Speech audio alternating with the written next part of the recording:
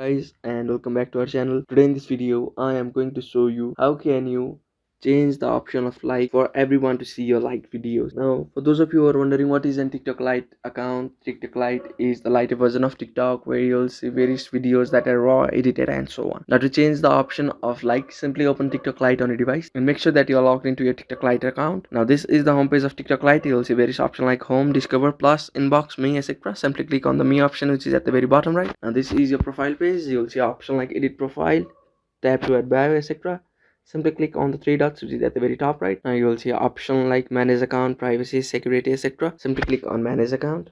Simply click on privacy. Now there you will see option like private account, downloads, comments, following list, duet, stitch, liked videos, etc. Now simply click on like videos and there you will see the option like who can view your like videos. Simply click on only me or followers. So yeah, that's it. That's how you can change the option of like on TikTok Lite account. Thank you for watching our videos. Please don't forget to like and subscribe to our channel.